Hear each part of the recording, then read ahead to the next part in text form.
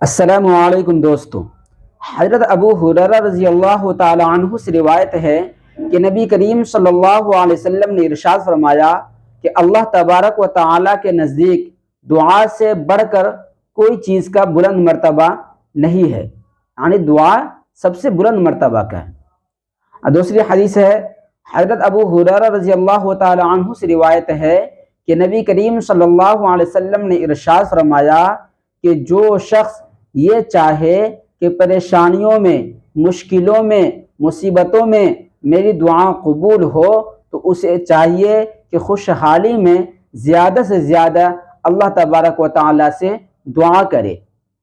اور ایک حدیث ہے، حضرت علی رضی اللہ تعالی عنہ سے روایت ہے کہ نبی کریم صلی اللہ علیہ وسلم نے ارشاد فرمایا کہ دعا مومن کے لیے ہتھیار ہے اور دین کے لیے ستون ہے اور زمین و آسمان کے لیے نور ہے۔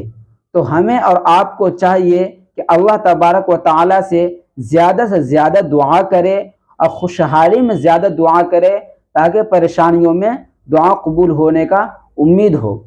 جب ہم پریشانی میں جاتے ہیں جب بھی دعا کرتے ہیں، جب خوشحالی میں رہتے ہیں تو اللہ تبارک و تعالیٰ سے دعا نہیں کرتے، یہ غلط بات ہے۔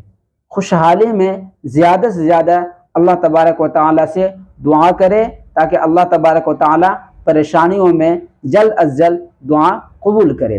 اگر آپ ہمارے چینل پر نئے ہیں تو چینل کو سبسکرائب کر دیں اور بیل آئیکن کے بٹن دبا دیں تاکہ آنے والی ویڈیو سب سے پہلے آپ تک پہنچے، اور اپنے دوستوں کو، اپنے ساتھیوں کو ویڈیو شیئر کر دیں تاکہ آپ کے لیے یہ ہو جائے گا ثواب جاریہ۔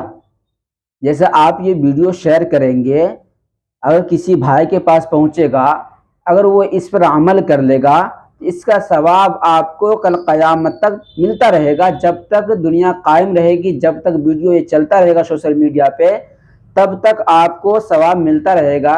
اس لیے کہ آپ کے ایک شیئر کی وجہ سے دوسرے بھائی کے ایمان میں اضافہ ہوا ہے، دوسرے بھائی یعنی دین کے اوپر چلنا شروع کر دیا ہے۔ تو اس لحاظ سے آپ کے اگر ایک بھائی بھی دین کے لینے میں آ گیا تو آپ کے لیے ثواب جاریہ ہو جائے گا۔ کل قیامت کے دن تک آپ کو ثواب ملتا رہے گا۔